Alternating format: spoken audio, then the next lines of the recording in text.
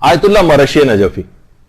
یہ واقعہ خود آیت اللہ مرشی نجفی نے سنایا اور فرماتے ہیں کہ آیت اللہ شیخ مرتضی حائری یزدی، شیخ مرتضی حائری یزدی کا جب انتقال ہوا تو آیت اللہ مرشی نجفی کے خواب میں یہ آئے، کافی تفصیل سے اپنے حالات کو بتایا.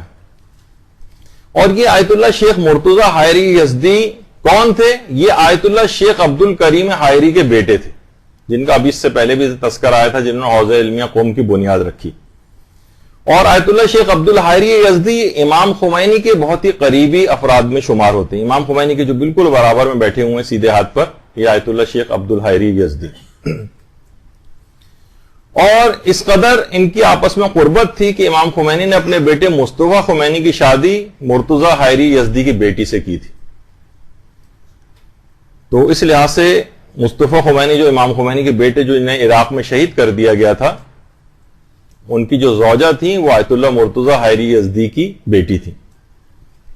تو آیت اللہ مرتضی حائری یزدی، آیت اللہ مرشی نجفی فرماتے ہیں کہ جب ان کا انتقال ہوا تو میں نے اس رات آیت اللہ مرتضی حائری یزدی کے لیے نماز وحشت قبر پڑھی اور سورہ یاسین کی تلاوت کی اور اس کا ثواب ان کی روح کو ان کو ہدیہ کیا.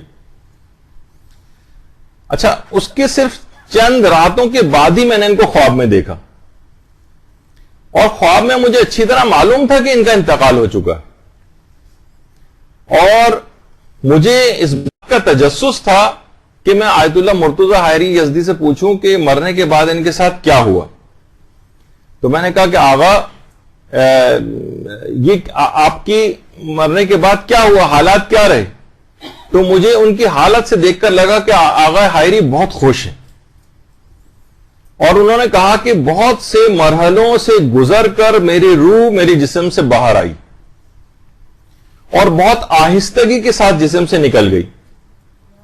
اور جب مجھے قبر میں رکھا گیا تو میں نے اوپر سے اپنے جسم کو مکمل طور پر پہلی بار دیکھا. جب روح جسم سے الگ ہو جاتی ہے اور جسم پڑا رہ جاتا ہے تو روح اس کو دیکھتی. تو میں باہر سے مکمل طور پر اپنے جسم کو دیکھ رہا تھا. میں مبہوت ہو کر رہ گیا اور دل میں ایسی غمزدہ کیفیت طاری ہوئی کہ میں قبر کے کونے میں غمزدہ بیٹھ گیا. قبر کی پائنتی کے پاس سے اچانک سے مجھے کچھ خوفناک آوازیں آنا شروع ہوئی. بڑا تفصیلی خواب آیت اللہ مرشی نجفی نے ذکر کیا. بہت خوفناک آوازیں آنے لگیں، بہت نامانوس آوازیں تھیں. میں نے اس سے پہلے کبھی اس طرح کی رونگٹے کھڑے کر دینے والی آوازوں کو نہیں سنا تھا. اچھا، جو مجھے دفن کر رہے تھے ان میں سے کسی کو کوئی خبر نہیں تھی کہ یہ کیا کیسی آوازیں آ رہی. وہ اپنے کاموں میں لگے ہوئے تھے تدفین میں. تو میں نے دیکھا کہ ایک ویران اور بیابان سی کسی جگہ سے دو افراد آتے ہوئے نظر آ رہے ہیں جن کے جسم آگ کے بنے ہوئے ہیں اور آنکھوں سے شعلے اس طرح سے نکل رہے ہیں کہ میں ان کے چہرے کی بھی شناخت نہیں کر پا رہا تھا. دونوں آپس میں بات چیت کر رہے تھے اور میری طرف اشارہ کر کے جیسے میرے متعلق کچھ بات کر رہے ہیں. میرا خوف بڑھتا ہی جا رہا تھا. میں چیخنا چاہتا تھا لیکن آواز میرے حلق سے نہیں نکل رہی تھی. یعنی صرف میرا منہ کھل رہا تھا اور بند ہو رہا تھا لیکن آواز نہیں نکل رہی تھی. میں زمین پر سہما ہوا لیٹا ہوا تھا، انتہائی خوفزدہ تھا. میں نے پوری قوت مجتمع کر کے بہرحال اپنے پروردگار کو پکارا، پروردگارا میری مدد فرما، اس موقع پر کون ہے جو تو تیرے علاوہ میری مدد کر سکے. اور اچانک اسی وقت مجھے اپنے پیچھے سے ایک انتہائی دل نواز، انتہائی روح پرور اور خوبصورت اور میٹھی آواز سنائی دی. میں نے مڑ کر دیکھا تو پیچھے کی طرف مجھے ایک روشنی سے نظر آئی. دونوں آگ کے بنے ہوئے وہ جو اشخاص آ رہے تھے وہ اس روشنی کو دیکھ کر مجھ سے دور ہونا شروع ہو گئے، یہاں تک کہ دور ہوتے ہوتے اتنا دور چلے گئے کہ وہ بالکل غائب ہو گئے. میں نے سکون کا سانس لیا تو دیکھا اس روشنی کے اندر سے ایک نورانی شخصیت باہر آئی.